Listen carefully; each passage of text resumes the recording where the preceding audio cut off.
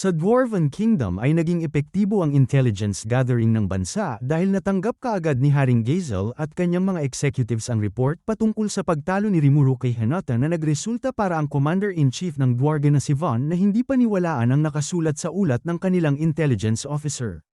Dahil dito ay sinabi mismo ng leader ng undercover shadow ng Dwargen na totoo ang ulat at humigit sa 100 Crusaders ang lubusang natalo habang natalo naman ng Demon Lord na si Rimuru ng 1v1 si Hinata na nagresulta ng pagtatag ng Lublius ng isang diplomatikong relasyon sa Tempest. Hindi nawala ang pag-aalala ng Archwizard ng Dwargen na si Jane sa mabilis na paglago ni Rimuru kaya sinabi nito sa kanyang hari na isa na itong banta sa kanya dahil maaring mas lumakas pa umano ito sa kanya ngunit kahit ganun ang nangyari ay tiwala pa rin ng hari kay Rimuru kahit naging isa na itong Demon Lord. Pagkatapos ay binigay ni Henrietta ang isang liham na mula sa Tempest kaya napag-alaman ng hari na isa itong imbitasyon sa seremonya para sa pagiging Demon Lord ni Rimuru kaya excited na patanong na sinabi ng hari kung ano na naman ang binabalak ng Demon Lord. Sa Tempest ay naglalakad-lakad si Rimuru kasama si Ranga habang nag-iisip ng isang bagay na mag-trigger para patuloy na bumalik ang mga tao sa Tempest ay nakita nila ang grupo ni Ram Iris na nakikipagtalo sa apprentice ni Merds dahil gustong angkinin ng fairy ang nasabing lugar. Hindi naman kaagad pinagbigyan ni Gobakyu ang fairy dahil gusto muna nitong ipaalam ito kay Rimuru habang patuloy na pinipilit ni Ramirez ang goblin sa pagsabing iniwan na nila ang huli nilang labyrinth na may konting acting ngunit hindi ito gumana sa goblin at sinabing ito ay teritoryo ni Rimuru kaya balak na sanang takutin ng diwata ang goblin gamit si Beretta ngunit bigla na lamang nagsalita si Rimuru kung ano ang ginagawa nila rito kaya nagbigay pugay si Beretta at Gobakyu. Hindi pa napansin ni Trainee ang ruler dahil masayang pinaalam nito kay Ramirez ang dala niyang bagong kahoy para sa kanilang itatayong tirahan kaya nagulat na lamang ito nang itanong ni Rimuru sa kanya kung ano ang ginagawa niya. Kinakabahang nagsalita ang Dryad at pinagtatakpan ang kanilang lady kaya ang huling sinabi na lamang nito ay walang kasalanan si Ramirez kaya si Beretta na lamang ang ipinagpaliwanag ni Rimuru. Nagkwento naman kaagad ang demon at sinabi ang lahat ng kanilang napag-usapan patungkol sa pagdesisyon ni Ramirez na umalis sa kanilang lugar na sinang-ayunan naman kaagad ni Trainee.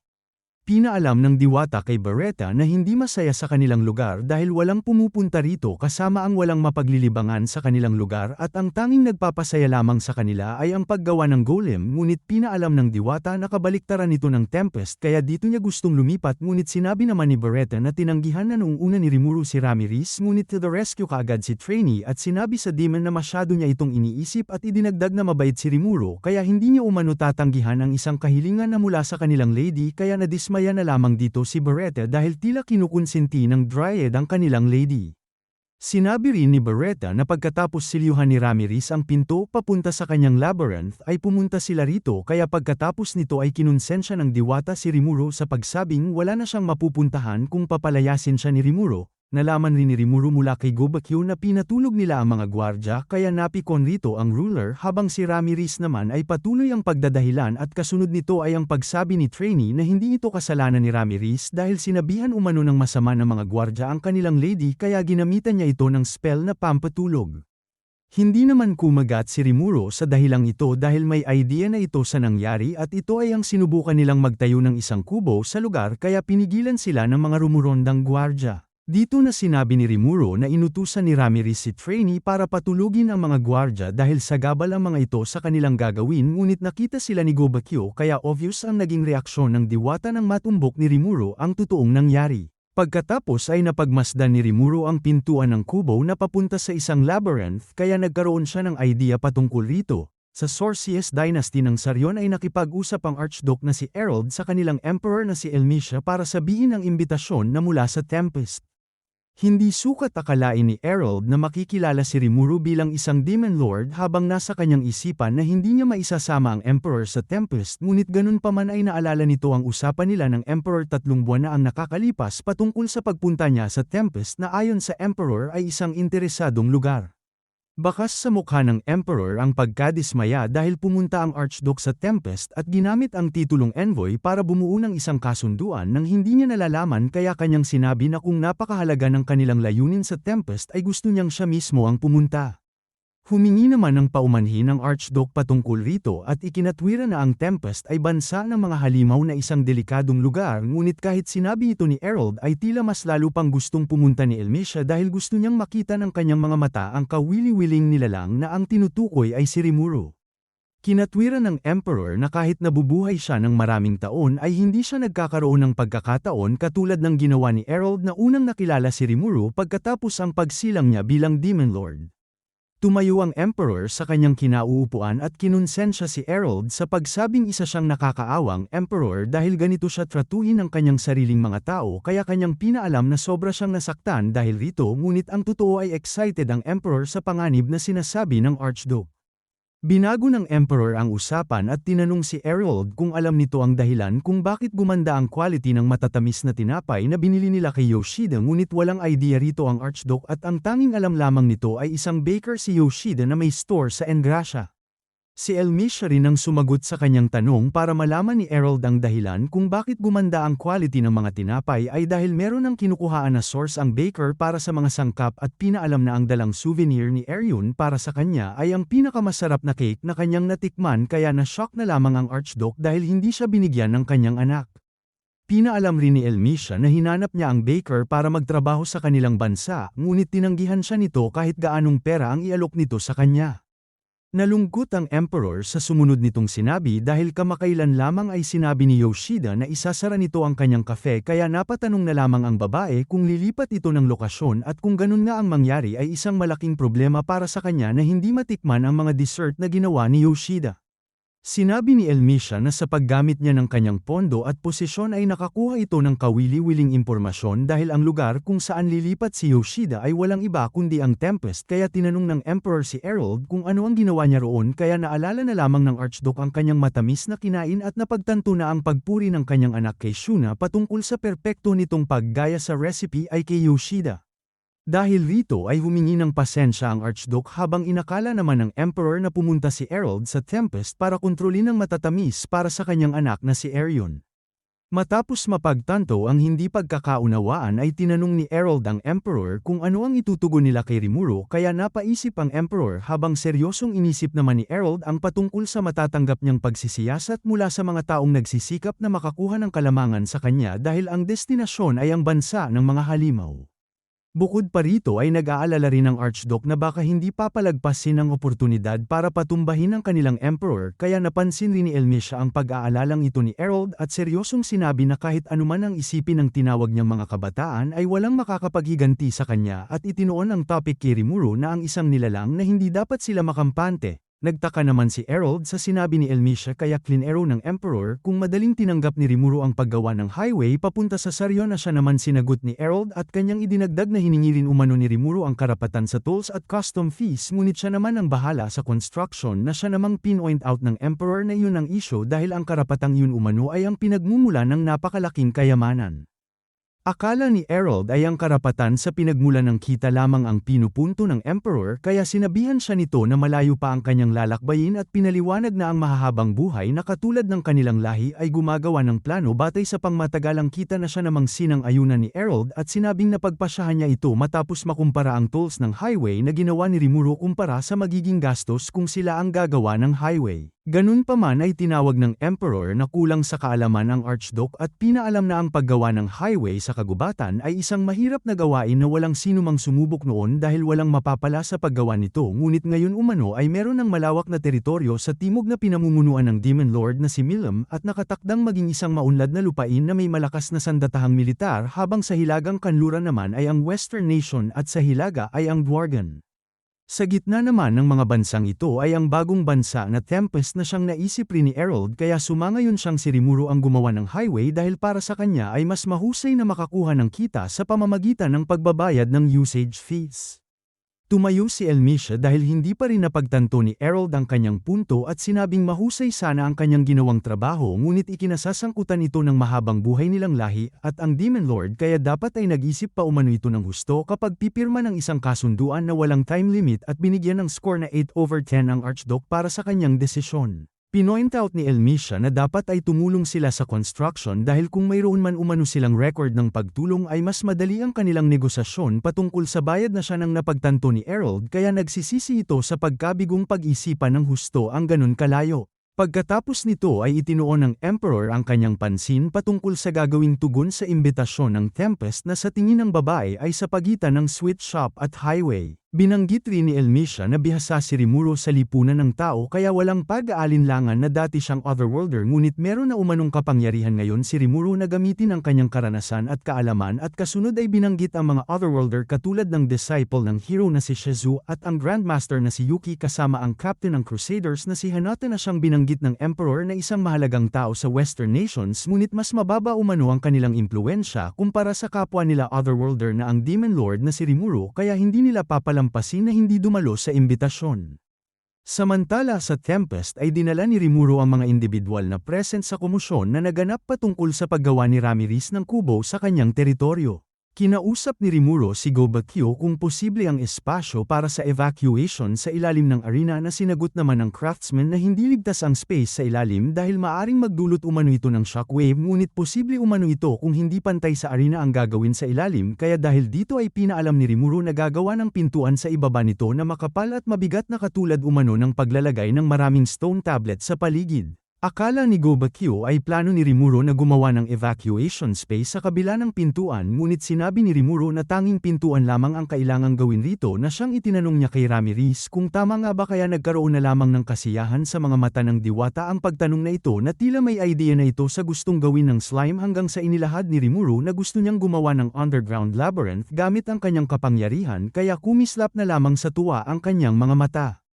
Sinabi rin ni Rimuro na maglalagay sila ng mga halimaw sa labyrinth para kalabanin ng mga adventurers na sa tingin niya ay makakaakit ng maraming tao araw-araw. Hindi lamang ito ang gustong gawin ni Rimuro bagkus pinaalam pa nito na gagamitin niya rin ang arena para sanayin ang mga baguhan at magtatayo rin siya ng potion shop sa hindi kalayuan habang si Ramirez naman ang gusto niyang magpatakbo ng dungeon at sa tingin ni Rimuro ay papatok ang tavern para sa mga adventurer na gustong uminom ng mabilisan galing ng dungeon kaya natuwa na lamang ang diwata ng ipagkakatiwala ni Rimuro sa kanya ang dungeon. Sinabi rin ni Rimuro na magkakaroon sila ng profit mula sa mga adventurer at bukod pa rito ay magkakaroon din sila ng lugar na matitirhan at trabaho na dadagdagan pa ng panggastos na pera. Dahil rito ay natuwa ng gusto si Ramirez dahil magkakaroon na siya ng matitirhan at trabaho kaya dito pa lamang ay panalo na siya ngunit sinabi ni Rimuro na meron pa itong allowance ngunit hindi niya pa alam kung magkano ang kanilang kikitain ngunit sinabi ni Rimuro na 20% ng kanilang kikitain pagkatapos ibawas ang lahat ng gastos na katumbas ng 2 gold coins sa 1,000 adventurer na darating araw-araw kaya hindi makapaniwala ang diwata sa kanyang magiging sahod.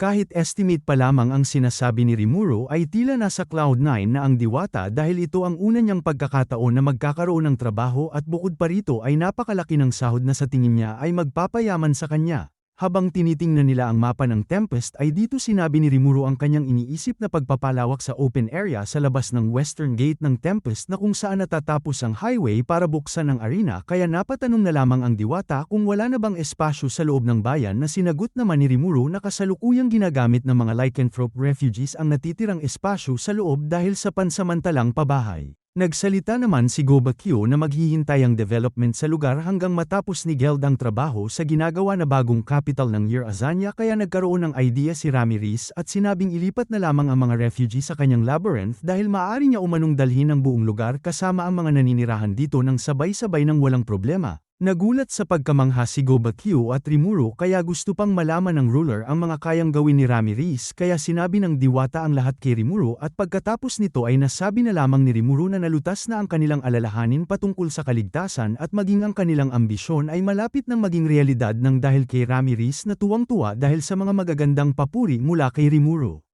Nakatingin si Gobakyo at Rimuro sa blueprint para sa gagawing arena makalipas ang ilang buwan na akala nilang isang mahirap na gawain dahil maaring abutin ng taon ng proyekto bago matapos, ngunit sa hindi inaasahan ay nakatayo na ang arena at malapit nang matapos dahil tumulong ang mga tao ng Year Azania na pansamantalang refugee ng Tempest para lalong bumilis ang konstruksyon kaya inaasahan ni Gobakyo na matatapos ito para sa Founders Festival. Malapit nang lumubog ang araw kaya pinauwi na ni Gobakyo ang mga trabahador at sinabing aasahan niya silang muli kinabukasan kaya bumalik na muna ang grupo ni Sofia sa bagong lokasyon na kung saan ay ang palapag ng labyrinth na pinaglipatan sa kanila ni Ramirez. Muling pinuri ni Rimuro ang diwata dahil sa napakahusay nitong skill patungkol sa maze craft na kung saan ay isang kakayahang maghatid ng napakalaking espasyo sa kanyang labyrinth na kanyang ginawa sa buong refugee district na nilagay niya sa loob ng isang palapag ng labyrinth kaya masaya ang mga refugee. Dahil isa itong labyrinth ay walang ulan sa lugar na ito at ang temperatura ay sakto lamang na nagugustuhan ng mga Eurazanian. Dahil masaya si Ramirez sa mga kaganapan ay sinabi niya kay Rimuru na maaari pa siyang magdagdag ng maraming palapag kung gugustuhin niya kaya dahil sa kakayahan ni Ramirez na gumawa ng palapag ng 1 oras ay sinabi niyang gagawa ito ng 100 palapag na kanyang limit kaya medyo nagulat si Ramirez dahil sa bilang ng gustong ipagawa ni Rimuru. Sinabi ni Rimuru na maglalagay siya ng iba't ibang bagay sa labyrinth at habang pababa ng pababa ay lumalakas ang mga halimaw at ibinulong sa diwata ang kanyang mga idea na positibo namang tinanggap ni Ramirez kaya nagpalitan pa sila ng kanilang mga opinyon na sa bandang huli ay ikinasigla ng diwata na porsigido itong gawin ng maayos. Kinagabihan ay pinuntahan ni Rimuru si Kurobi at ipinakita sa kanya ang mga sandata at armas na may pambihirang kakayahan na walang sino man ang makakagamit ng maayos kaya sa madaling salita ay mga prototype ang lahat ng ito. Nakuha ng isang armor ang atensyon ni Rimuru at kaagad namang sinuri ito ni Raphael at sinabing isa itong curse mail na sinisipsip ang magical energy ng gumagamit para makalikha ng isang magic barrier at ang matindi pa rito ay walang katapusan ang pagsipsip nito sa enerhiya ng gumagamit kaya may mataas na posibilidad na mamatay ang user. Sumunod na sinuri ni Raphael ang curse sword na may kakayahang mag-absorb ng magicules sa paligid para gawing explosive force ngunit madali itong makapinsala sa gagamit kaya nalaman ni Rimuru na tama ang sinabi ng craftsman na ang lahat ng kagamitang nakaimbak rito ay may sariling malalakas na kapangyarihan. Dahil sa paggawa ng mga quality kagamitan ay naalala ni Rimuru na nakatanggap si Kurobi ng unique skill na Mastercraft bilang gift na ginagawang mas mataas ang kalidad ng kanyang mga gawa nang mag-evolve siya bilang Demon Lord. Para sa ruler ay hindi mapapakinabangan ang mga armas na may matataas na kalidad na nakaimbak lamang rito kahit nasa testing stage pa lamang ito kaya tinanong niya kay Kurobi kung sa tingin niya ay gusto ng mga kakaibang armas na ito na maghanap ng karapat-dapat na magmay-ari sa kanila kaya sumangayon ang craftsman sa idea at hiniling sa kanyang ruler na kumuha siya ng mga armas kahit gaano karami na nagresulta para sumaya si Rimuru dahil meron na itong mailalagay sa mga treasure chest sa dungeon. Sigurado si Rimuru na maraming mga adventurers ang magtitipon sa labyrinth dahil meron itong palapag na habang lumalalim ay mas malakas na halimaw ang kanilang makakaharap kaya makakakuha sila ng mga malalakas rin na kagamitan.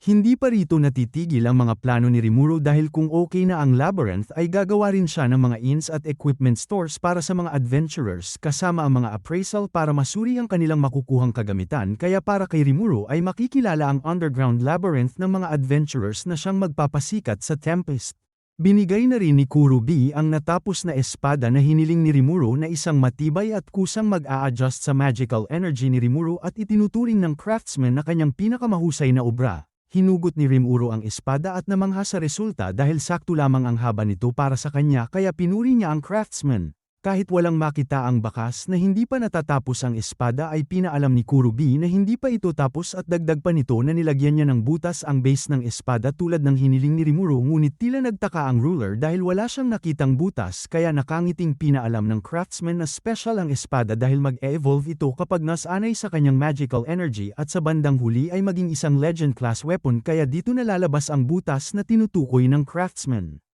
Napunta ang eksena sa ginagawang arena dahil sinama ni Rimuru si Veldora na tila maganda ang mood kaya bago ito ay kinausap muna ni Rimuru ang kanyang kaibigan na sa una ay ayaw pang magpaistorbo ngunit nang sinabi ni Rimuru na bibigyan niya ng teritoryo si Veldora ay tumigil na lamang ito sa pagbabasa ng manga at nakinig kay Rimuru. Dito na pinaalam ni Rimuru ang paglipat ni Ramirez sa Tempest at kasabay nito ang paggawa ng labyrinth sa ilalim ng arena na gusto niyang gawing malaking atraksyon ng bansa at pinaalam na kailangan nila ng isang overlord na mamuno sa ilalim ng dungeon kaya nakuha nito ang interes ng Storm Dragon. Merong 100 palapag ang labyrinth na merong pintuan patungo sa pangunahing tirahan ni Ramirez na tinatawag na Spirit Labyrinth at si Veldora ang gusto ni Rimuru na magbantay sa naturang gate at bukod pa rito ay bibigyan niya rin ng bonus ang kanyang kaibigan at ito ay ang matagal na nitong hinihintay na pagpapalabas ng kanyang aura sa loob ng labyrinth na sobrang ikinasaya ni Veldora kaya napakaganda ng mood nito habang papunta ng arena. 15th floor pa lamang ang natatapos ni Ramirez at aabutin pa ng ilang araw bago marating ang 100 palapag. Dumiretso muna sila sa palapag na natapos na at kasama rito ay ang kwarto ni Veldora na ikinadismaya nito nang makita ang kanyang solong palapag dahil para lamang itong nasa kuweba na pinagkulungan sa kanya ngunit sinabi naman ni Ramirez kay Veldora na tinawag niyang master na huwag mag-alala dahil madali lamang niya itong mabago gamit ang kanyang pag-iisip. Gumamit ng thought communication si Rimuro at Ramirez para ayusin ang kwarto ni Veldora dahil si Rimuro ang tila designer ng kwarto at si Ramirez naman ang engineer para maging makatotohanan ang idea ni Rimuro na siyang sinusunod ng diwata. Hindi nagtagal ay nabuo na ang palapag ni Veldora na kanyang lubos na nagustuhan at sa kanyang paglalakad ay may nakita pa siyang isang pintuan diretso sa isang silid na ginawa ni Rimuro para sa kanya na kumpleto pagdating sa komportableng higaan maging sa upuan na ginawa mismo ng mga craftsmen ng Tempest at syempre hindi mawawala ang sangkatutak na manga kaya hindi na itago ng Storm Dragon ang kanyang saya na tila isang batang binigyan ng lahat ng kanyang gusto. Dumating na rin ang araw kung saan natapos na ang 100 palapag ng dungeon na inabot lamang ng 1 linggo at habang nakatingin sa tila projector ng mga palapag ng dungeon ay sinabi ni Ramirez na malaya nilang mabago ang loob ng mga palapag sa anyo ng mga bloke kaya nasabi ni Rimuro na magpapahirap ito sa mga adventurers habang magbibigay daan rin ito para mapanatiling sariwa ang labyrinth kasama ang pagpapanatili ng difficulty. Pinaalam rin ng diwata na gumawa siya ng save points kada 10 palapag bilang pag-iingat at meron ring spatial motion para sa mabilisang pagpunta sa iba't ibang palapag. May nakikitang downside si Veldora sa sistema ng dungeon at ito ay ang pag-cheat sa system katulad ng pagkakaroon ng kaibigan na nauuna upang dalhin ang kanyang mga kasama. Naisip na rin ni Rimuro na may gagawa nito kaya bilang pangontra ay maglalagay siya ng mga malalakas na halimaw sa mga save points na magagamit lamang kung matalo nila ang mga halimaw. Patanong rin na nagsalita ang Dryad patungkol sa kung merong mamatay sa dungeon ngunit masyado nang ahead si Rimuro at sinabing ito ang magiging pang-akit ng dungeon na isa sa macecraft ni Ramirez na ang resurrection kaya ang mga taong makipagkasundo ng servitude sa diwata ay magiging immortal sa loob ng labyrinth kaya kahit mamatay man sila ay maaari silang mabuhay muli na magbabalik sa save point. Nakahanda na rin ang resurrection bracelet na hiniling ni Rimuro sa diwata ngunit ang problema na lamang ni Rimuro ay kung paano ito susuriin kung gumagana ba ito o hindi.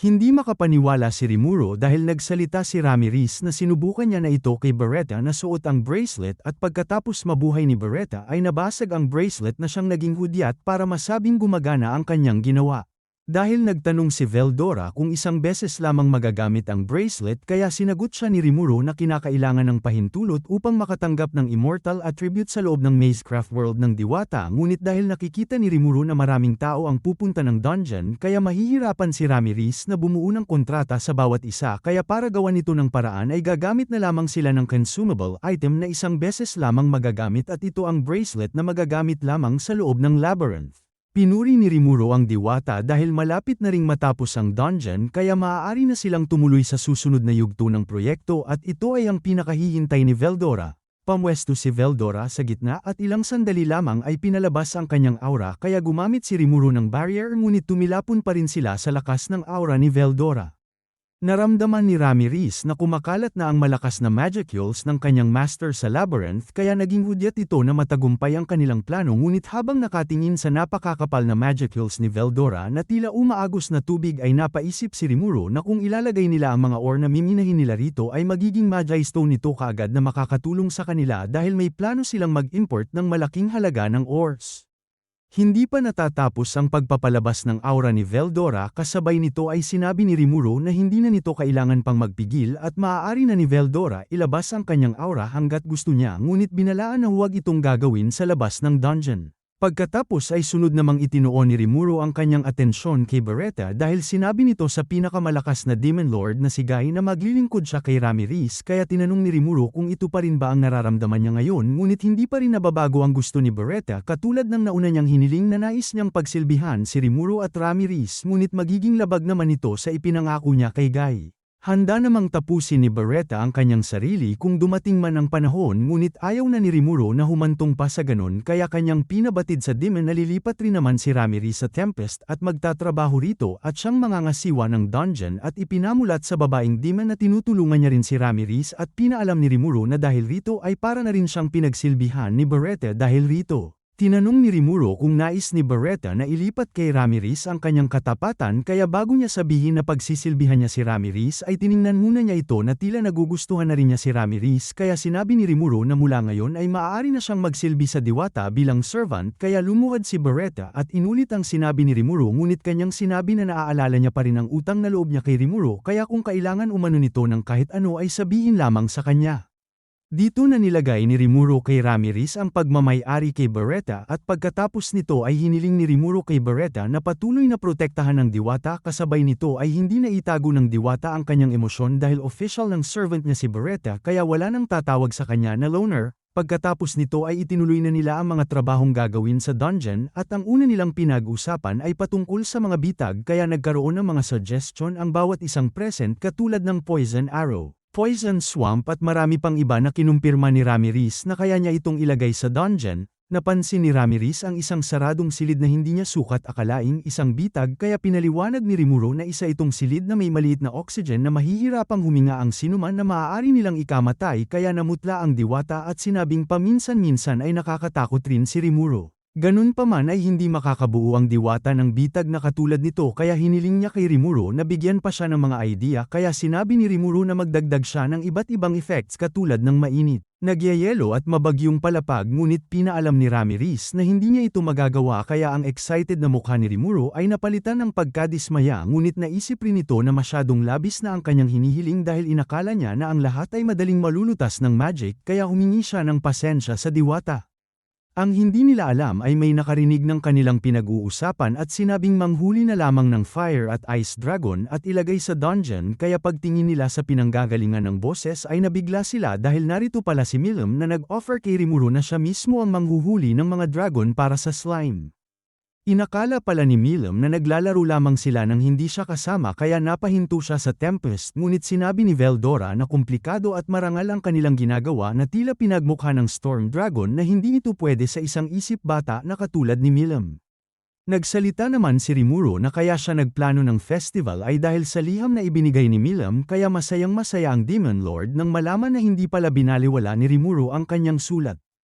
Okay na sana ang lahat ngunit nang malaman ni Milim na sa Tempest na pala nakatira ang Diwata ay lumala na naman ang sitwasyon kaya nainggit naman ang isa at gusto ring manirahan sa Tempest ngunit pinagmukha ni Ramirez na meron siyang trabaho rito na hindi katulad ni Milim na isang bisita at ang malala pa rito ay sinabihan niyang nagdudulot lamang ng gulo ang Demon Lord na ikinainis lalo ni Milim. Natigil na lamang ang dalawa nang dumating si Shuna dahil kung hindi ay hindi sila makakatikim ng matatamis na kanyang dala. Pagkatapos nilang kumain ay sinabi ni Milim na bigyan rin siya ni Rimuro ng trabaho ngunit napag-alaman ng Haring Slime na tumakas lamang si Milim sa kanyang mga tauhan na hindi naman malaking problema kay Rimuro dahil hindi naman siya ang masisigawan. Gusto ni Rimuro na manghuli si Milim ng mga dragon na hindi naman imposible para sa Demon Lord dahil nagawa niyang mahuli ang 4 na dragon na pinakawalan sa dungeon. Nagsimula na ring lumabas ang mga halimaw sa loob ng dungeon dahil sa magicules ni Veldora at naging maayos rin ang paglagay ng mga bitag na kaagad sinubukan ni Milim ngunit kahit ang isa sa mga ito ay hindi gumana sa kanya kaya hindi maipaliwanag ang itsura ng Diwata sa kanyang ginawang bitag.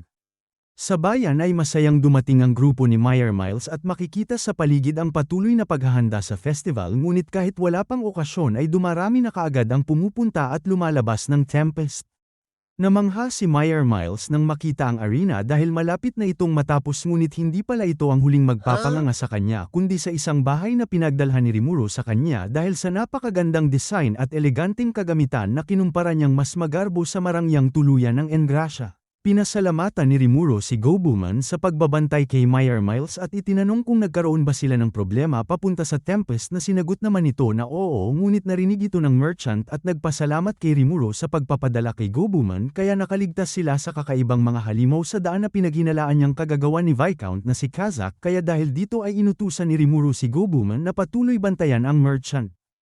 Nang mabalot ng katahimikan ng bayan ay naiisip ni Rimuro na oras na para ipatupad ang depensa sa highway dahil protektado na rin ng barrier ni Shuna ang bayan at pagsapit ng umaga ay pinulong ni Rimuro ang mga executives para malaman ang progress ng mga proyekto ngunit bago ito ay ikinonsulta muna ni Shuna at Regard kay Rimuro ang patungkol sa mga kinatawan ng mga tribo ng Jura Forest na nagtipon sa bayan para ipagdiwang ang kanyang pagiging Demon Lord o hindi naman kaya ay alamin ang kanyang kapangyarihan dahil ayon sa Prime Minister ay layunin ng mga ito na ipangako ang kanilang katapatan at makuha ang protection ni Rimuro depende kung makikita nilang sapat ang kapangyarihan ng bagong Demon Lord at kung hindi ay kakalabanin umano siya ng mga ito at magsasagawa ng pag-aalsa dahil hanggang ngayon umano ay protektado pa rin ni Veldora ang Jura Forest. Nagkaroon si Shuna ng idea para malutas ang problema at ito ay ang pagdaos ng audience ceremony kaya makikita sa mukha ng ruler na hindi ito masaya ngunit kabaligtaran naman ito ng kanyang mga executives. Naisip na lamang ni Rimuru na hindi lamang siya ang naghihirap ngayon dahil kailangan ring pangasiwaan ni Diablo at Hakuro ang coronation sa pagiging hari ni Yum sa Falmouth na malapit nang magbago ang pangalan bilang bagong bansa kaya nagkaroon na lamang ng motibasyon ang ruler.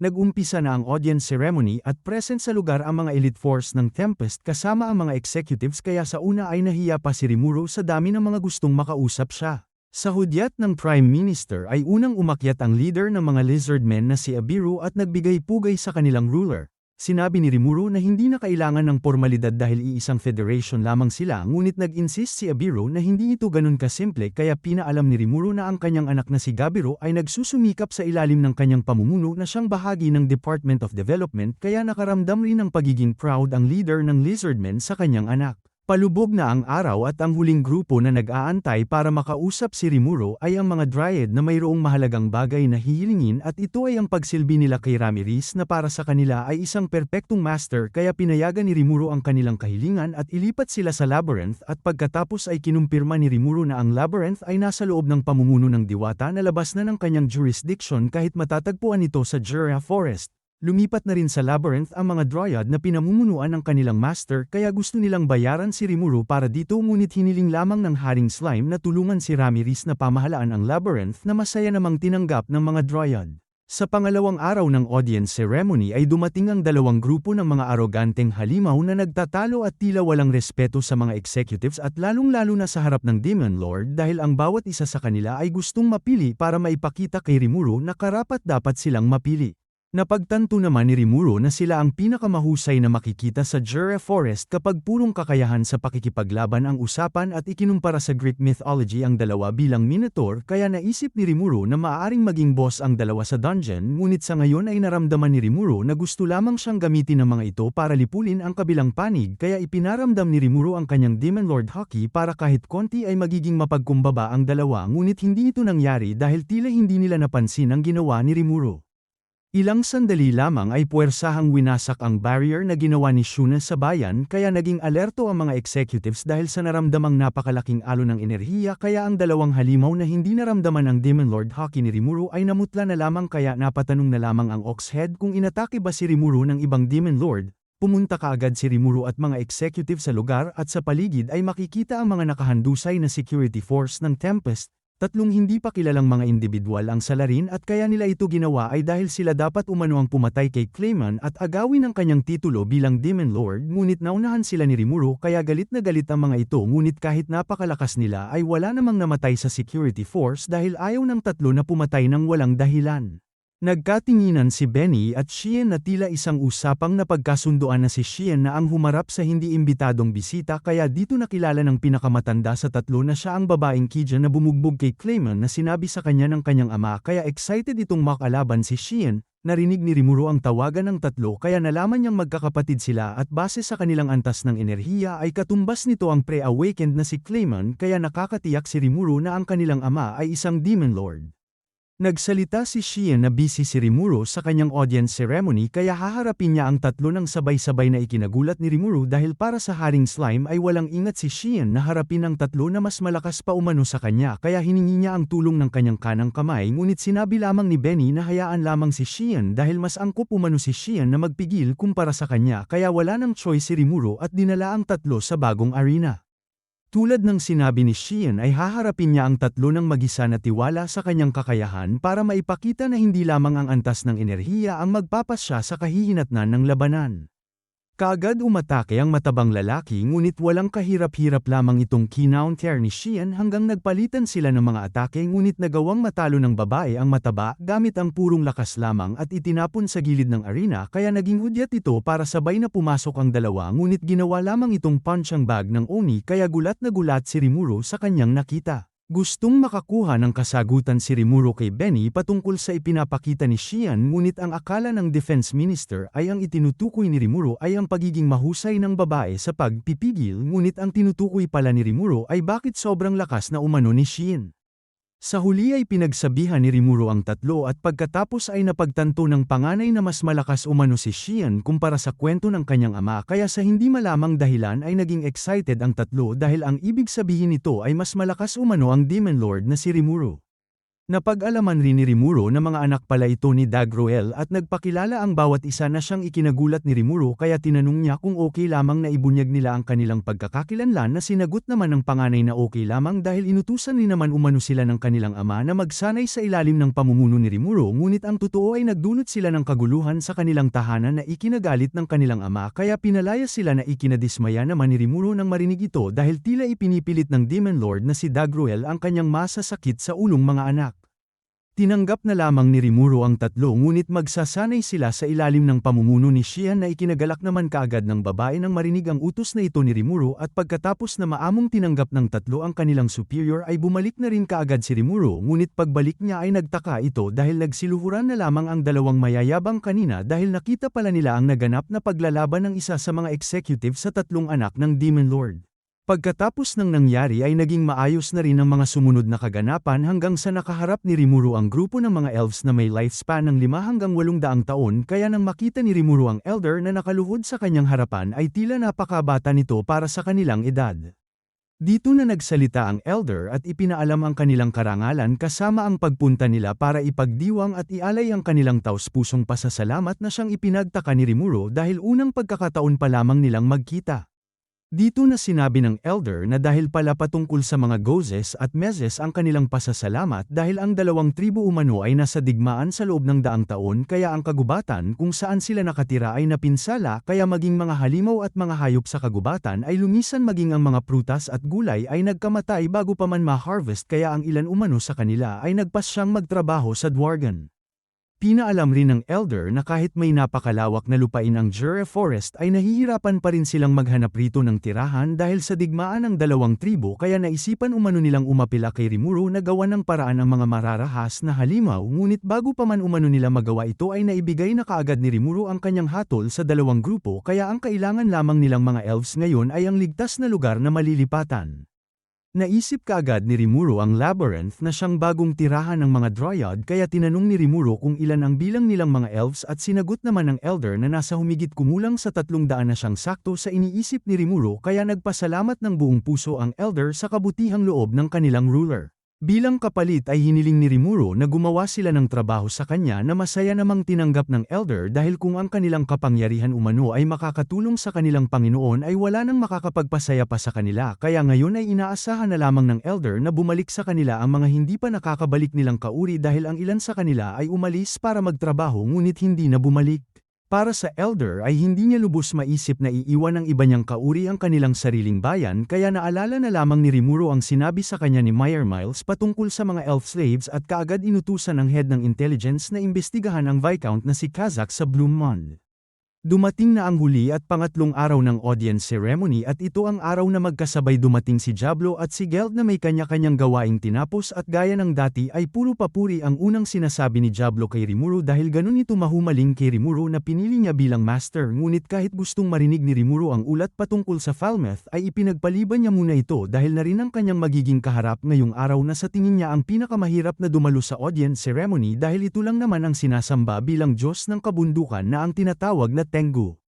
Sa tulong ni Raphael ay nalaman ni Rimuro na ang mga Tengu ay hindi isang lahi kundi isang kaso na katulad sa specimen ni Ranga na kung saan ang isang anghel ay nagkatawang tao sa isang individual na kapag nag-spawns ay maramihan katulad ng wolves. Si Mamiji ay anak ng elder ng mga Tengu na siya ring kumatawan para dito. Bago ang pangyayaring ito ay pinuntahan muna ni Benny kasama si Sofia at ilang mga tauhan ang Kasha Mountains isang buwan na ang nakakalipas bilang envoy ni Rimuro para sa pahintulot sa paggawa ng highway papunta sa Sarion. Narating nila ang pinakatuktok ng bundok at nakita ang isang tila daanan na walang mapupuntahan at ilang sandali lamang ay pinahinto sila ng nagbabantay na Tengu at base sa isang tingin lamang ay napagtanto ni Benny na highly trained ang kanilang kaharap sa martial arts. Nagsalita ang Tengu na kapag lumagpas pa sila rito ay makikita na ang kanilang hidden village kaya tinanong niya kung bakit sila naririto na sinagot naman ng Oni na dahil kay Rimuro, dalawa lamang ang pinayagang pumasok kaya naiwan ang ilang mga tauhan ng defense minister at pagpasok nila ay ikinamangha ng kanilang mga mata ang nakita dahil isang napakagandang village ang bumungad sa kanila at kanilang napagtanto na nasa ibang dimension pala ang village kaya walang sino man ang makakahanap rito. Dinala ang dalawa sa isang bahay na pagmamay-ari ng elder ngunit isang batang Tengu ang humarap sa kanila ngunit dahil sa presensya nito ay naka-high alert ang defense minister dahil kanyang nalaman na ang lakas ng kanyang kaharap ay maaaring katumbas umano ni Carrion o higit pa. Inalam ng batang Tengu ang nais ng kanilang mga bisita kaya dito ay sinabi ni Benny na wala silang intensyong angkinin ang kanilang lupain tulad ng kanilang hinala at ang gusto lamang nila kaya sila narito ay ang pahintulot na maghukay ng isang butas sa bundok para madaanan patungo sa kabila. Wala namang problema para sa mga Tengu na gawing daanan ang bundok ngunit ibang usapan na kapag gagawa ng butas ang itinuturing nilang sagrado na nagdulot ng pagkabahala sa mga Tengu, pinaalam ng batang Tengu na wala silang pakialam sa kung ano paman hanggat wala ring nakikialam sa kanila kasama ang magbulag-bulagan na ang tinutukoy ay si Albus at sinabihan na isang mabahong ahas ngunit para sa kanila ay isang pangungutya ang paggawa ng butas sa kanilang bundok kaya naging mainit ang sumunod na nangyari dahil hindi rin mapapalampas ni Albus ang sinabi sa kanya. Pinigilan pa ni Benny si Albus ngunit ginamit na nito ang kanyang skill sa batang Tengu ngunit wala itong epekto kaya sumunod na umatake ang babae at sa una ay nasalag naman ito ni Albus ngunit ang sumunod ay tumama sa kanyang sikmura kaya napatalsik siya sa labas ng pamamahay. Ininsulto ni Momiji si Albus na ang tatlong Biscuiteers ay puro salita lamang dahil sa kanyang ipinakita ngunit sinabi ni Albus na hindi niya pa ito pinipuwersa dahil narito sila para makipag-negotiate. Parehas lamang na nagpipigil ang dalawa dahil ayaw rin naman ni Momiji na mapatay niya si Albus na isang envoy at pagkatapos nito ay umatake si Momiji ngunit bago pa man magkasalubong ang kanilang atake ay pinigilan ito ni Benny nang walang kahirap-hirap at humingi ng pasensya sa batang Tengu dahil sa kanyang salita ngunit kanyang pinaalam na ayaw niyang mamatay si Albus. Dahil dito ay tinanong ni Albus kay Benny kung inakala niyang matatalo siya kaya sinagot siya ng oni na oo dahil kung hindi siya nakialam ay mahahati umano sa kalahati si Albus. Nag-react naman dito si Momiji dahil sinabi niyang nagpigil umano siya ngunit sinabi ni Benny sa kanya na nabigo niyang kontrolin ng maayos ang kanyang aura dahil masyado siyang naglagay ng sobrang lakas rito kaya nanlumo ang dalawa sa kanilang narinig. Lumabas ang ina ni Momiji na si Kaide at pinagalitan ang kanyang anak kaya nag-alala si Benny sa kalagayan ni Kaide. Nakangiting sinabi ng elder na wag na itong alalahanin ng binata at itinoon ang topic sa ipinakitang swordplay ni Benny na hairstyle kaya sa una ay nagtaka ang oni kung bakit ito alam ng elder ngunit sa huli ay kanyang naalala na ang style ng atake ni Momiji ay kahawig ng kanyang sword style. Kinumpirma ni Kaide ang hinala ni Benny na siya rin ay pinag-aralan ang tinatawag na haze mula sa kanyang master na si Araki Byakuya at dito nagsimula ang kanyang kwento mahigit daang taon na ang lumipas. Nanatili si Kaide sa village ng mga ogre para ma-improve pa lalo ang kanyang skills sa espada at ang kanyang master na si Byakuya ay merong apo na kasabay niyang nagsasanay na isa umanong ipinanganak na henyo pagdating sa espada. Nakwento rin ng elder na nasasaktan ang kanyang master dahil hindi niya mabigyan ng pangalan ang kanyang apo dahil isang tao lamang ang kanyang master kaya maaring mamatay ito kapag pinangalanan niya ang isang halimaw. Nang mamatay si Byakuya dahil sa katandaan ay naiwan niya ang kanyang apo na gumawa ng sarili niyang pangalan bilang isang bihasang sword ogre kaya nabighani si Kaide sa skills nito pagdating sa espada.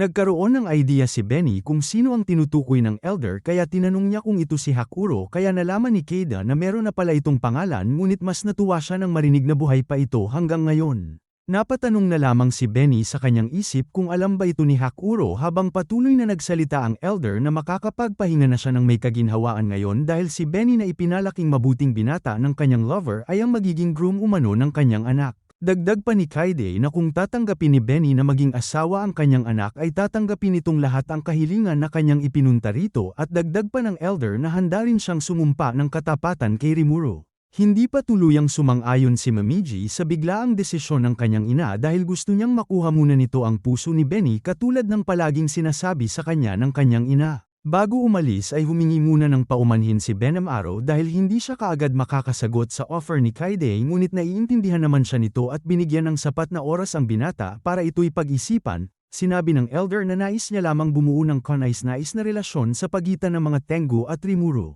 Ibinunyag ni Kaide na hindi na siya magtatagal kaya hindi inaasahan ni Albus na dumaranas pala ng matinding karamdaman ng elder ngunit kinurek siya ni Benny na hindi ito sakit bagkus ito umano ay resulta ng pagkawala sa halos lahat ng kanyang magicules dahil sa pagsilang kay Momiji at pagbibigay rito ng pangalan 15 taon na ang nakakalipas.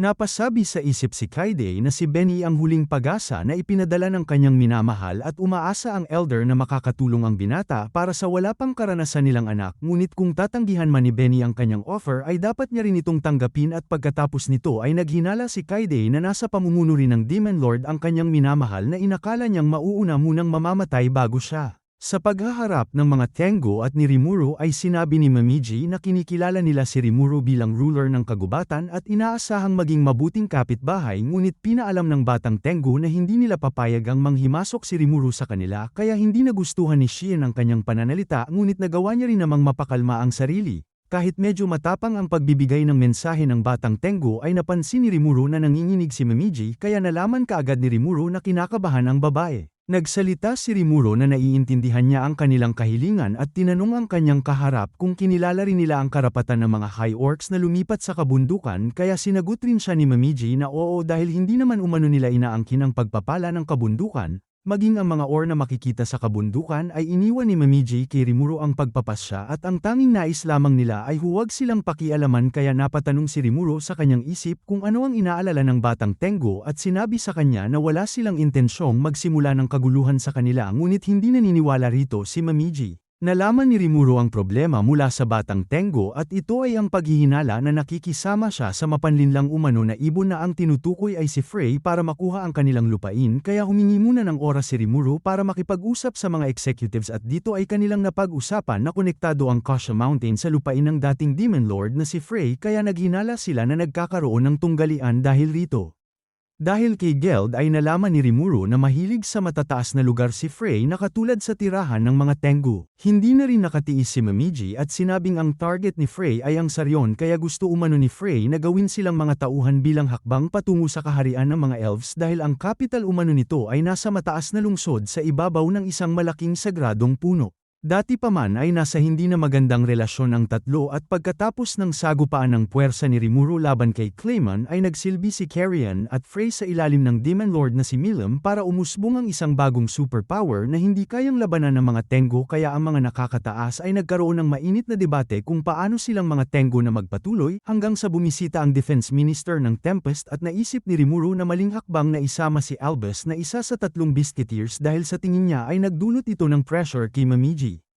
Kinamusta ni Rimuru kay Geld si Frey at narinig ng lahat na masyadong nasiyahan ang dating Demon Lord sa plano ni Rimuru sa bagong capital base sa sinabi ni Geld, kaya sinabi ni Rimuru na nawala na umano ito ng interes sa Saryon at Tengu Village, kaya nanlumo na lamang si Momiji sa kanyang narinig dahil masyado siyang nag-overthink, kaya sa huli ay napagkasundoan ng dalawang panig na tulungan ang bawat isa kung sakaling may mangyari, at binigay ng isang Tengu ang sulat mula sa kanilang elder para kay Rimuru, kaya binasa ito ni Shuna. Napansin nila na habang patuloy na binabasa ito ni Shuna ay lalong nakakatiyak sila na hindi ito para kay Rimuru, hanggang sa nabanggit ang patungkol sa kung paano magagawa ng babae na mapaibig si Benny, kaya inagaw ng nahihiyang si Momiji ang sulat at napagtanto na dalawa pala ang letter. Napagtanto ni Rimuru na para kay Hakuro ang isang sulat at tiyempong kakabalik lamang ng instructor galing Falmouth. Binasa ni Hakuro ang sulat, kaya nalaman niyang gustong hilingin sa kanya ni Kaide na sanayin nito ang kanyang anak na ang kulang lamang sa kanya ay teknik. Nang malaman ni Momiji na si Hakuro ang kanyang ama ay naging emosyonal ito dahil ngayon niya pa lamang nakita ng personal si Hakuro.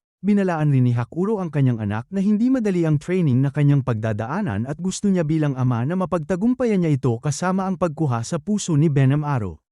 Para sa Defense Minister ay bigla na lamang ito nakaramdam ng pressure dahil sa pagiging ama ni Hakuro na gustong suportahan ang kanyang anak, makamit lamang ang matamis niyang oo, ngunit hindi pa dito natatapos ang problema ng Defense Minister dahil may mensahe rin sa kanya si Albus, at ito ay ang maging kanyang asawa sa pagtalo kay Momiji sa labanan, at kung hindi man pala rin ay bukas rin si Albus sa pagiging mistress at desidido na sa kanyang desisyon, kaya hindi na kinaya ni Benham Aro ang pangyayari.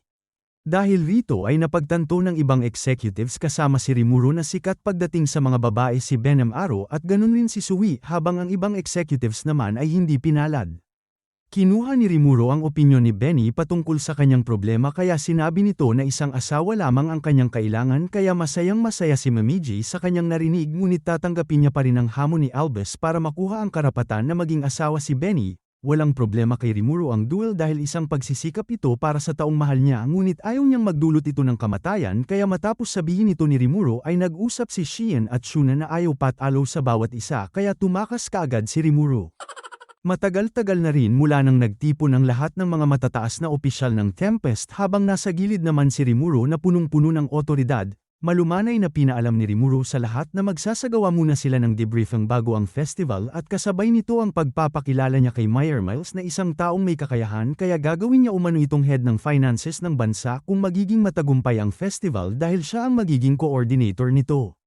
Sa harap ng mga executives ay ipinaliwanag ng merchant ang gaganaping National Festival Eve celebration bago ang opening ceremony at ipinaalam na mabibigyan ng mga pagkain at libreng inumin maging ang mga dumaraang merchant kasama ang kanilang mga escort na adventurers sa buong pagdiriwang.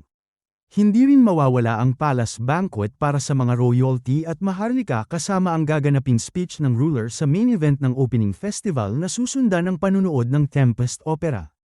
Kasama rin sa plano ng merchant ang presentasyon sa teknolohiya ng bansa at ang pagsisimula ng martial arts tournament sa Coliseum, maging ang hot spring ng bansa ay mai-enjoy rin ng mga bisita at ang pagpapasinaya sa bagong dungeon ay magaganap sa ikalawang araw. Okay naman ang lahat hanggang sa idinaing ni Veldora ang kanilang problema patungkol sa paglago ng kagubatan na matatagpuan sa floor 95 na umabot sa floor 71 dahil ang mga puno ay kumonsumo ng mas maraming magicules kaya kailangan niya ng karapat-dapat na boss para linisin ang kagubatan habang si Ramirez naman ay kailangan ng mga materyales sa gagawin niyang elemental colossus. Lumabas sa shadow si Ranga at nagsuggest ng karapat-dapat na maging isang boss at ito ay ang cute na Mystic Fox na kanyang inaalagaan. Sinabi ng Fox na akma sa kanya ang pag-develop ng kagubatan at makikita naman sa kanyang mukha ang pagkagusto sa trabahong ito kaya tinanggap ito ni Rimuru at binigyan siya ng pangalang Kumara kaya nabawasan ang kanyang magicules. Nag-report si Raphael na dahil nagtataglay na ng napakalaking enerhiya ang Fox ay nabawasan siya ng higit sa kanyang inaasahan, pagkatapos ay may mga inirekomenda si Shuna at trainee na maaaring maging isang boss kaya pagkatapos marinig ang dalawa ay sinang-ayunan ni Rimuru ang kanilang idea para sa bagong boss dungeon. Sumunod na pinag-report ni Rimuru ang head ng intelligence department patungkol sa pinaiimbestigahan niyang tao at kanilang nalaman na naaresto na ang Viscount na si Kazak na pinaghihinalaan ni Sui na nangungunang opisyal ng Orthress kaya nagulat si Meyer Miles sa narinig dahil isang grupo umano ito ng mga ganid at kasuklam-suklam na mga slave traders. Dagdag pa ni Sui na mayroong mga war slaves, magical beasts at ilang Majin ang Orthress kaya nagtataglay umano ito ng mas malakas na militar kumpara sa isang maliit na bansa ngunit nilupig na rin umano sila ng Lightspeed Hero na handa nang umalis kasama ang kanyang party papunta ng Tempest. Si Masayuki ay isa ring otherworlder at habang naglalakad sa Japan ay may isang misteryosang babae ang nakakuha ng kanyang atensyon ngunit nang sinubukan niyang kausapin ang kanyang mga kasama ay bigla na lamang siyang napunta sa ibang mundo.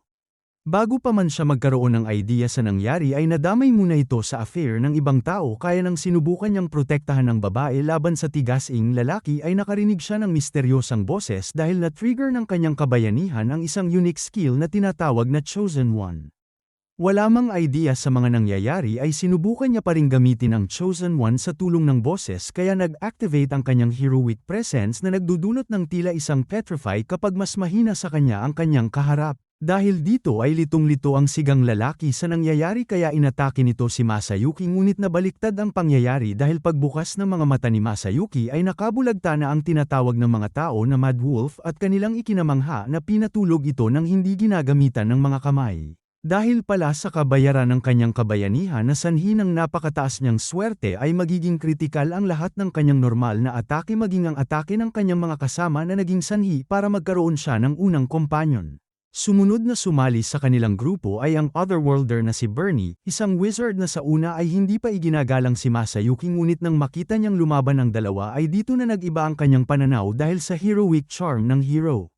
Heroic action naman ang naging dahilan para sumali ang elementalist na si Jiwoo sa kanila dahil nagbibigay halimbawa ito sa mga kaibigan ni Masayuki at umani ng papuri. Dahil si Yuki ang founder ng Free Guild kaya naobserbahan nito si Masayuki na kapwa otherworlder at sinabi sa kanya na masyadong bihira ang kanyang unique skill na Chosen One. Pinaalam ng Grandmaster na siya ang pinakamabilis sa history na maabot ang rank A at dahil sa bilis rin umano ng was-iwas ng kanyang espada kaya wala pa siyang bahid ng pagkatalo sa martial arts tournament at bukod pa rito ay napahanga rin ng Grandmaster dahil hindi pa umabot ng 1 taon ay naging hero na kaagad dito. Kalaunan ay humingi ng pabor si Yuki sa Lightspeed Hero para maging decoy sila sa kanyang ipapadalang investigator sa Balakia Kingdom para sa criminal organization na Orthrus dahil nalaman na umano nila mula sa nakatakas na elf na ang kaharian ng Balakia ay ang lugar kung saan ginagawa ng organisasyon ang kanilang slave trading.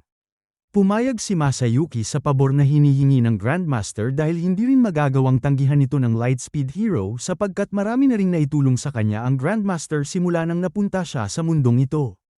Pagdating ng grupo sa kaharian ng Balakia ay malugod silang tinanggap ng hari dahil isang karangalan para sa kanya na makilala ang Lightspeed Hero, kasama ng hari ang duke na si Gozel na pinaalalahanan ang count na si Braver na iwasang ma-offend ang hero at sabay na tumawa ang mga luko-luko. Makalipas ang ilang sandali ay gustong gumamit ng CR ni Masayuki ngunit gumana na naman ang kanyang unique skill dahil siya ay naligaw at napunta sa isang silid na kung saan ay magpipirmahan na sana ng slave contract ang dalawa. Ikinamangha na lamang ng duke ang nangyari dahil kahit meron umano siyang napakalakas na sundalo na nagbabantay sa labas ay nakalusot pa rin ang hero ngunit wala namang nagbabantay sa labas na ipinagtaka ni Masayuki.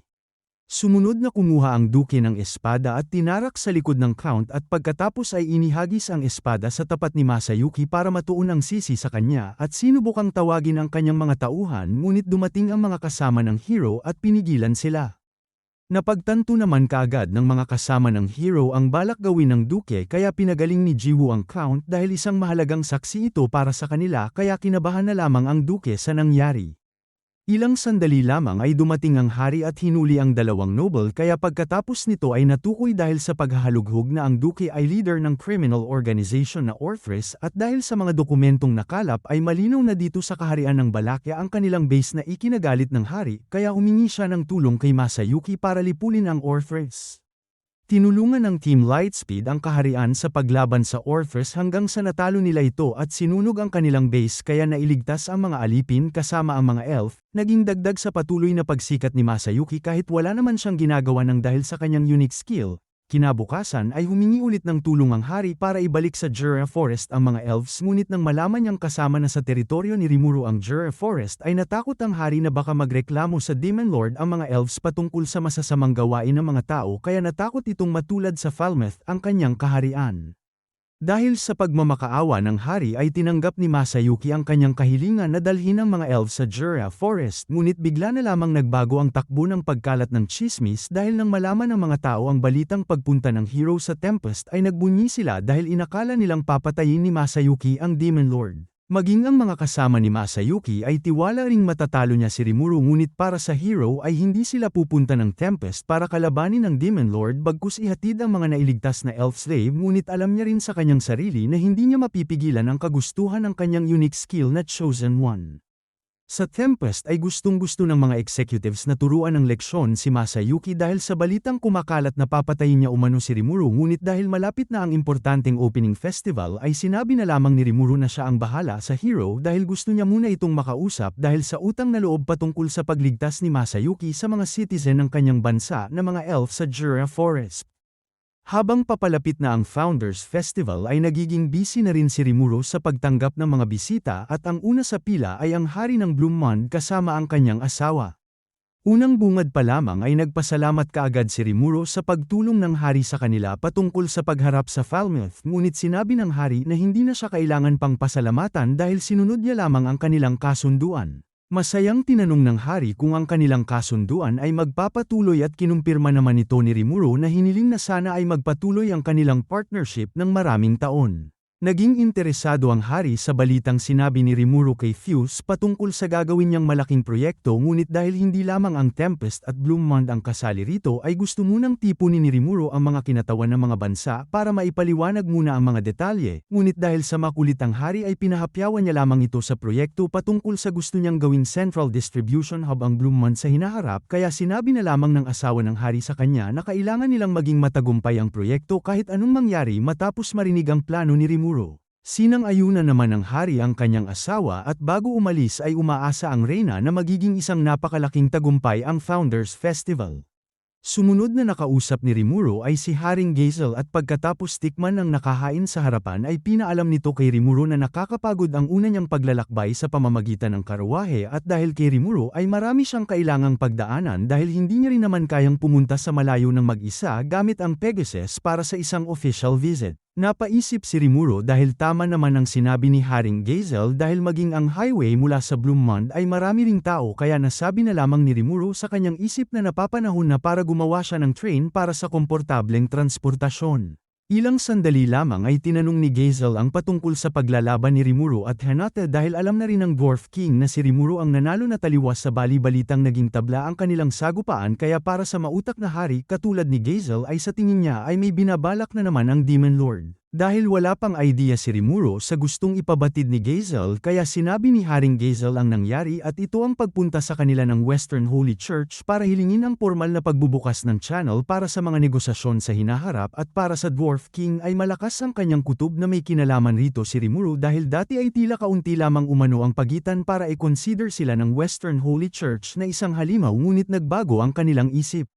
Dito na naalala ni Rimuru na isinama niya ang Dwargon sa kanilang daang taong friendship treaty kaya nagalit rito si Haring Gazel dahil hindi ito sinabi sa kanya ni Rimuru kaya ang resulta ay parang pinagsabihan ng isang teacher ang kanyang estudyante. Sinabi rin ni Rimuru na ang 7 Days Clergy ang nasa likod ng lahat at dahil sa pagkawala ng mga legendary figure ay naniniwala si Rimuru na si Hinata na ang may hawak sa buong simbahan kaya para kay Gazel ay isang no-brainer kapag tinanggihan niya pa ang offer ng simbahan at bago umalis ay masayang pinaalam ng hari na i-enjoyin niya na lamang ang inihanda ni Rimuru para sa kanya. Isang hari na rin si Yum nang makipagpulong kay Rimuru kaya ibinida niya ang kanyang ipinangako sa kanyang boss na maging hari. Ang dating kaharian ng Falmouth ay binago ang pangalan at ngayon ay kilala na sa tawag na Falmenes at si Mulan ang reyna ng bagong kaharian habang si Gracious naman ay naging head ng Night Corps ngunit kahit na ganito ay isa pa rin siyang miyembro ng Animal Kings Brigade ng kanyang panginoong si Carrion. Nagbago man ang estado ng kanilang buhay ay hindi naman nagbabago ang pakikitungo ng dalawa sa bawat isa dahil kahit na isang hari na si Yum ay parang magkapantay lamang sila ni Gracious kung mag-away. Kasama rin nila Yum si Edgar na anak ng dating hari na si Ed Morris at ngayon ay kasama niya ito bilang kanyang attendant dahil mas may alam ang bata patungkol sa mga bagay-bagay kumpara sa champion. At dahil natupad ni Yum ang kanyang pangako ay may regalo sa kanya si Rimuru na nakalagay sa isang librong ibinigay ni Diablo. Walang alam si Yum sa mga ganitong bagay kaya binigay niya ito kay Edgar at ikinagulat ng bata ang kanyang nakita dahil nakalagay rito na hindi na nila itutuloy ang bayad pinsala dahil si Yum na ang hari. Halatang matalino si Edgar dahil napagtanto kaagad nito na ang gustong mangyari ni Rimuru ay si Yum na bagong hari ang nakipag-negotiate ng bayad pinsala sa isang Demon Lord na magpapadagdag sa kanyang reputasyon. Hindi man lubusang naiintindihan ni Yum ang nangyari ay isa lamang ang kanyang naiintindihan at ito ay kapag sinabi ni Rimuru ay siyang mangyayari. Sa kanyang free time ay bumisita si Rimuru sa Engracia kaya nang makita siya ni Yuki ay sinabi nito na matagal-tagal din silang hindi nagkita habang si Rimuru naman ay sinabi kay Yuki na kung yun lamang ang kanyang sasabihin matapos pagdaanan ang maraming bagay katulad ng pag-atake ni Hinata kasama ang pagsalakay ng Falmouth sa kanyang bansa at pagpapatawag ng mga Demon Lord sa kanya kaya maging ang salitang marami ay hindi umano ito mailalarawan. Napangiti na lamang si Yuki at sinabing ang mga nabanggit ay hindi pa rin sapat para pabagsakin si Rimuru. Sinabi rin ni Yuki na nagkita sila ni Hinata ng ilang beses para magpalitan ng impormasyon at kasabay nito ay sinabi niya rin umano sa babae kung anong klaseng tao si Rimuru ngunit mapaginala umano si Hinata na siyang sinang-ayunan ng dalawa kasama ang hindi pakikinig ng babae sa sinasabi ng iba at pinaniniwalaan lamang ang kanyang nakikita. Binago ni Rimuru ang topic patungkol sa kung makakapunta si Yuki sa festival kahit ilang araw lamang ngunit ang hindi alam ni Rimuru ay nakaredy na pala ang bag ng Grandmaster dahil sinikap pa nitong tapusin kaagad ang kanyang trabaho at sinabi kay Rimuru na meron siyang staff na mapagkakatiwalaan kahit wala siya. Pinakilala ng Grandmaster si Kagali na siyang Vice Master ng Free Guild kaya nagtaka naman ng Demon Lord dahil hindi niya ito nakita noong una kaya nagpaliwanag si Kagali na kakadating niya lamang dahil ang kanyang hilig umano ay tuklasin ang mga lumang ruins at kakabalik niya pa lamang galing sa pagmapa sa Soma na isa umano sa pinakamalaking ruins sa kanluran. Sinabi ni Yuki na mapupunta kay Kagali ang kaunting bahagi ng benta ng mga items na nahukay sa ruins kaya kahit isang libangan lamang ito sa Vice Master ay kumikita naman siya dahil sa pag-auction sa nakukuhang item na nakakatulong sa kanyang mga gastusin. Dahil rito ay tinanong ni Rimuro kung kanino mapupunta ang karapatan ng ruins bagamat isang mahirap na katanungan nito ay sinagot pa rin ito ng Grandmaster at ginawang halimbawa ang Soma na kanilang pinamamahalaan. Isang problema para sa Grandmaster ang lokasyon nito dahil matatagpuan ito sa disyertong rehiyon na tinatawag na Barren Lands at ayon kay Kagali ang lupain ay nasa mismong nasasakupan rin ng Demon Lord na si Dagroel kaya natatakot umano ang sinuman na angkinin ang lupain at sinagot ang katanungan ni Rimuro na wala umanong sinuman ang may karapatan sa ruin. Napaisip si Rimuro sa sinabi ni Kagali kaya napansin ng Grandmaster na may bumabagabag kay Rimuro kaya sinabi ng Demon Lord na mayroong ruin sa headquarters ni Clayman. Sinabi rin ni Rimuro ang hindi niya pagsang-ayon sa idea ng pagnanakaw sa ruins para lamang sa kayamanan dahil hanggang maaari ay gusto niyang mapanatili ang lugar sa kadahilanang matukoy kung paano namuhay ang mga tao kasama ang kung anong uri ng kultura ang meron sila at kung paano bumagsak ang kanilang city para hindi umano mabaliwala ang nakaraan at mabigyan ng respeto ang mga sinaunang tao. Dahil rito ay napaisip rin si Kagali sa kadahilanang wala siyang pananaw na katulad nito ngunit nakaka-relate naman siya patungkol rito dahil maging siya ay hindi rin gusto na sadyaing sirain ng kanyang sarili ang ruins. Patungkol sa nasasakupan ni Clayman ay pinaalam ni Rimuro na siya ang namamahala rito kaya naging interesado si Kagali at hiningi kay Rimuro ang permiso na bisitahin balang araw ang ruin kaya binigyan siya ng permiso ng Demon Lord dahil para sa kanya ay isang napakalaking bagay ito dahil balak niya na rin naman na kumonsulta muna sa isang eksperto katulad ni Kagali bago imbestigahan ang lugar. Pagkatapos ay tinanong ni Yuki si Rimuro kung dadalhin niya rin ang mga bata sa festival na kinumpirma ni Rimuro dahil nagkaayos na rin umano sila ni Hinata kaya para sa kanya ay wala nang magiging problema at pagdating naman sa Tempest ay pinaalam ni Rimuro na mayroong security sa buong lugar kaya safe ang mga bata. Pagbukas pa lamang ni Rimuro ng pintuan kung nasaan ang silid ng mga bata ay kaagad niyakap ni Alice si Rimuro at tinanong kung bakit matagal siyang bumalik dahil para sa mga bata ay pinanghawakan nila ang pangako ng kanilang teacher na magpapakita paminsan-minsan kaya nag-alala sila na baka nakalimutan na sila ni Rimuro ngunit nang nakita nilang nasa harap na nila ang kanilang teacher ay bakas sa kanilang mga mukha ang saya nang binisita silang muli ng kanilang teacher. Nang makita ng mga bata na kasama ni Rimuro si Yuki ay napunta ang atensyon ng mga ito sa kanya dahil gustong-gusto nilang muli na labanan sila ni Yuki tulad ng kanyang pangako. Sinabi ni Yuki na lalabanan niya sila ngunit hindi ngayon kaya dito na nagsalita si Rimuro na wala na silang oras sa ngayon dahil aanyayahan niya ang mga bata sa kanyang bansa dahil magkakaroon ng malaking festival kinabukasan kaya mabilis na kumilos ang mga bata para maghanda sa kanilang pag-alis kahit hindi pa tapos magpaliwanag ang kanilang teacher. Dumating ang kahalili ni Rimuro sa pagtuturo sa mga bata na si Tis at masayang sinabi kay Rimuro na sikat pa rin siya sa mga bata gaya ng dati kaya medyo naiinggit siya dahil rito ngunit sinabi ni Rimuro na dapat hindi ganito ang kanyang nararamdaman dahil siya lamang umano ang tao na nagbibigay kapanatagan sa kanya kapag iniwan niya ang 5 bata. Pagkatapos makaramdam ng tuwa dahil sa sinabi ni Rimuro ay pinaalam rin ni Tis na masyadong malakas ang mga bata kaya wala na siyang masyadong maituturo sa kanila kaya naisip ni Rimuro na maaari niya namang turuan ng pakikipaglaban ang mga bata sa Tempest ngunit nakakasigurado siya na ang kanyang kaharap lamang ang nag-iisang makakapagturo sa mga bata kung paano sila uunlad bilang tao at makalipas ang ilang sandali ay nakabalik na ang mga bata na dala-dala ang kanilang gamit. Nang makita ng mga bata ang kanilang pangalawang teacher ay hiniling nilang sumama ito sa kanila kaya nagmadaling mag-ayos ng mga gamit ang babaeng teacher.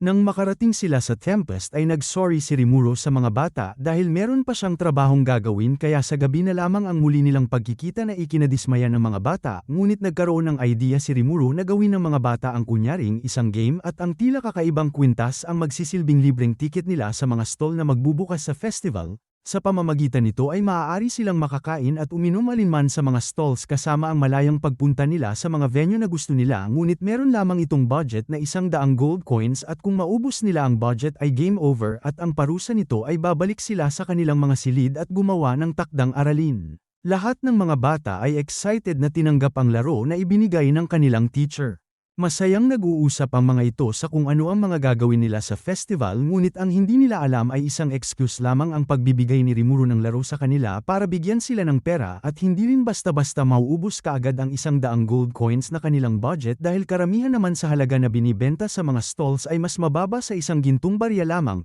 Sinalubong ni Rimuro at ilang executives ang grupo ng paparating na si Masayuki kasama ang mga nailigtas na elves pagkatapos i-report ni Sui ang kanilang pagdating. Lalong tumaas ang ere ng mga kasama ni Masayuki nang makita ang mismong Demon Lord na hinintay ang kanilang pagdating kaya tumaas ang dugo rito ni Xian ngunit pinigilan siya ni Rimuru at pinayagang pumasok at manatili sa bayan ang Team Lightspeed bilang pasasalamat ni Rimuru sa paghatid nila sa mga elves. Iba ang pagkakaintindi ng mga kasama ni Masayuki sa pagmamagandang loob ni Rimuru patungkol sa paghahanda niya ng bahay na maaari nilang tuluyan hanggang kailan nila gusto dahil para sa kanila ay natatakot umano ang Demon Lord kay Masayuki. Hindi rin buo ang kanilang tiwala kay Rimuru na kahit hinahangad nito na makikipagkaibigan sa mga tao at ang matindi sa lahat ay pinagbintangan nila ang Demon Lord na nalinlang ang saint na si Hinata ngunit hindi umano ito epektibo kay Masayuki. Dito pa lamang ay hiniling na kaagad ni Jiwo kay Masayuki na pabagsakin si Rimuru para umano sa kapayapaan ngunit tila iba ang sinasabi ng itsura ni Masayuki na parabang napapahamak siya dahil sa kadaldalan ng kanyang mga kasama. Naging masaya panandalian si Masayuki nang dumating ang Grandmaster ngunit nadismaya rin naman kaagad nang nagsalita si Jinrai na pati umano ang head ng guild mismo ay binabantayan ng Demon Lord ngunit pinabulaanan naman ni Yuki ang kanyang sinabi. Pinaalam sa kanila ng Grandmaster na tunay ang kahilingan ni Rimuru na makipagkaibigan sa kanila at ang patunay umano nito ay ang buhay pa sila hanggang ngayon.